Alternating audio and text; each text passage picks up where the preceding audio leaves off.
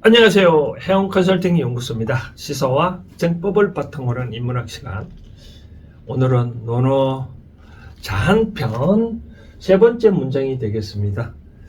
오늘 문장을 보니까 이런 내용이네요. 우리가 유교 그러면 유학자, 공자의 가르침이라고 해서 유학을 하는 사람들을 보면 좀 고리타분하다.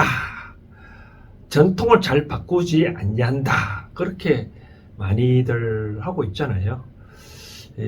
뭐 우리 조선시대에 보면 뭐 어떤 예지를 따질 때 누가 죽으면 뭐 6개월상이 맞니, 1년상이 맞니, 3년상이 맞니 많이 따지잖아요. 그렇죠? 그래서 그것 때문에 당사색, 당파 싸움도 일어나고 사화도 일어나고 그랬는데 공자가 과연 그랬을까?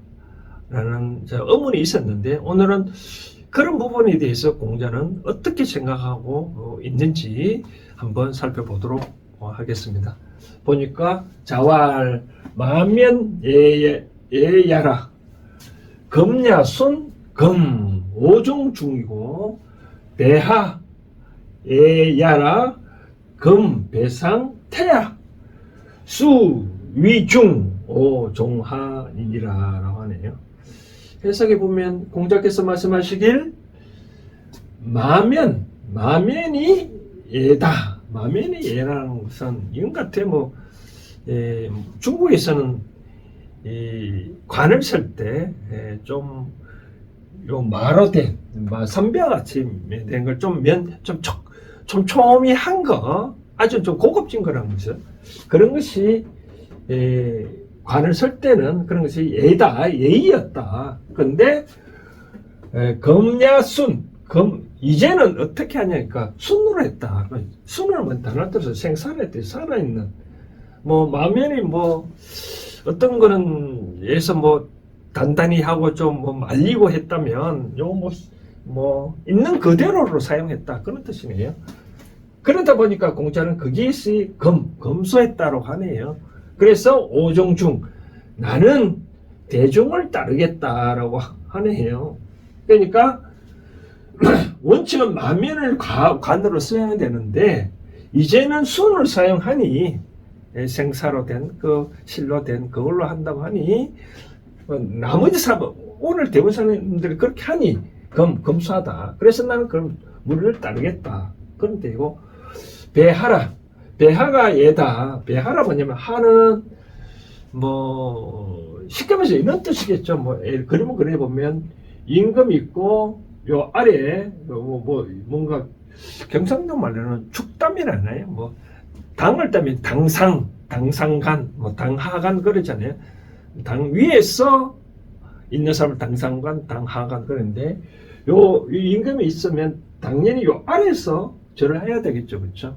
그래서 절 아래서 하는 것이 당연히 예의다라고 하네요. 근데 검은 이제는 어떻게 보면 배상이라 위에서 하네요. 임금이 바로 앞에 면전에 올라와서 여기서 바로 절을 한다. 태야라. 생산을 쓴 것에 대해서는 검소하다고 했는데 이와 같이 위에서 절을 하는 것은 태야. 클태자. 요 태라면 위태스럽다.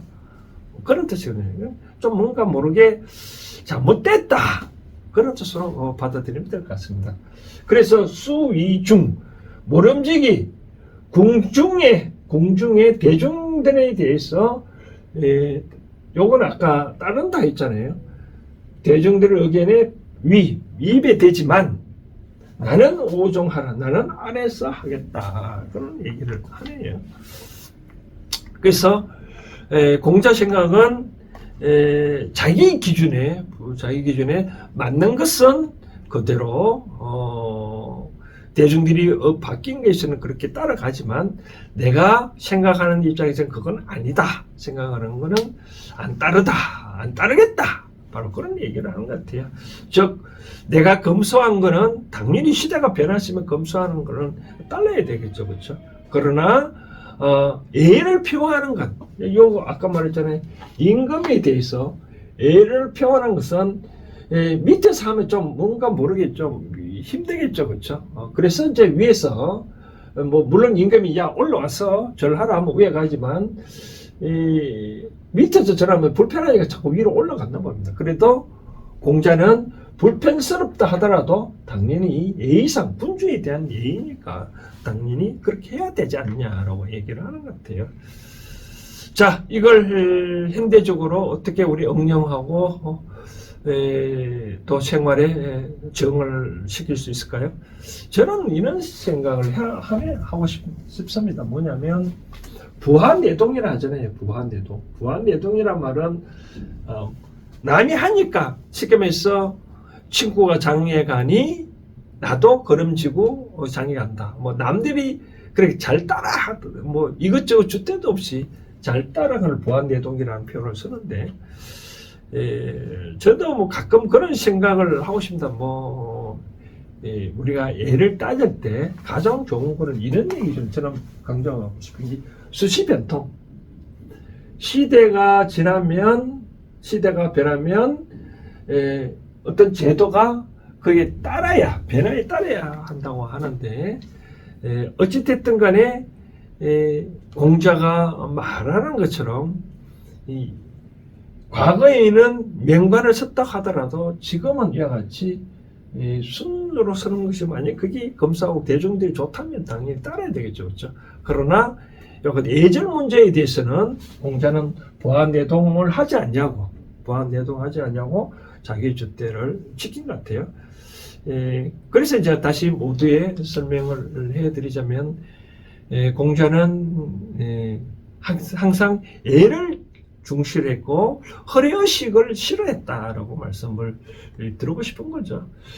또 이것 아마 또 좀 부수적으로 말씀드리고 싶은 사항은 저는 이는 무엇을 말하고 싶냐면 가가호 예가 있다 했잖아요. 집집마다 예절이 있다. 가가호 예절이라는 표현을 저는 잘 쓰는데 뭐 제사 지낼 때 뭐 올리라 뭐 꼭 이거는 써야 된다라고 얘기를 하는데 저는 이제 이번에도 4월 초에 합동 제사를 지내면서 자녀들이 이런 질문을 하더라고요. 아빠, 나중에는 본인들이 주체가 됐을 때 피자도 올려도 되냐라고 저한테 묻더라고요. 그래서 그래, 뭐 피자도 올려도 된다. 다만 이거 하나만은 하면 계속 올렸으면 좋겠다. 선생님께서 과일 중에 우리가 조일시라고 있거든요. 조일시. 조는 대추, 유는 밤, 이는 배, 시는 자, 감이라는 뜻이거든요. 요 네 가지의 과일은 꼭 놔두어라 라고 얘기를 하거든요.